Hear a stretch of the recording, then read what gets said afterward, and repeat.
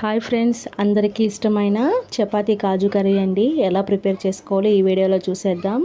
తగిన టమాటాలు కట్ చేసుకోవాలండి, జీడిపప్పు, అల్లము, ఇందులోకి కట్ చేసుకున్న టమాటాలు ఒక కడాయిలో అయితే వేసుకొని వీటన్నిటిని బాగా ఫ్రై చేసుకోవాలి.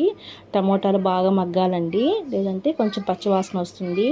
టమోటాలు, ఈ కాజు, వెల్లుల్లి, అల్లం అన్నీ బాగా మగ్గించుకున్న తర్వాత మిక్సీ పట్టి పెట్టుకోవాలండి. అదే బాండిల్లో తగినన్ని వెల్లుల్లిపాయలు సన్నగా కట్ చేసుకొని, కరివేపాకు, కొంచెం కొత్తిమీర ఉంటే యాడ్ చేసుకోండి. ఇవన్నీ బాగా మగ్గిన తర్వాత ముందుగా మనం మిక్సీ పట్టుకున్న గ్రేవీని అయితే కడాయిలో అయితే పోసుకోవాలి. ఈ గ్రేవీ అయితే బాగా ఉడకాలండి. ఉడికితే పచ్చివాసన లేకుండా ఉంటుందండి. ఇందులోకి తగినంత ఉప్పు, టేస్ట్ తగినంత మనకు స్పైసెస్ని బట్టి మనం కారం కూడా తగినంత చూసుకొని యాడ్ చేసుకోండి. ఇందులోకి తగినంత ధనియాల పొడి కూడా యాడ్ చేసుకోవాలండి. ఇవన్నీ బాగా కలుపుకోవాలి. కర్రీ అయితే చాలాసేపు బాగా ఉడకాలండి. మన కర్రీ అయితే బాగా ఉడికింది అన్నట్టు కలర్ అయితే కొంచెం కలర్ మారుతుందండి, కొంచెం రెడ్గా అయితే వస్తుంది. ముందుగా చపాతీ పిండిని కలిపి పక్కన పెట్టుకోవాలి.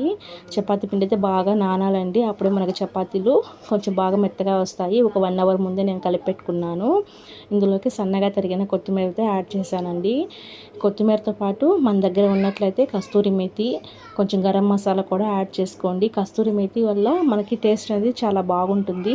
మా వీడియో నచ్చినట్లయితే ఒక చిన్న లైక్ ఇవ్వండి. వీడియో అయితే సబ్స్క్రైబ్ చేసుకోండి.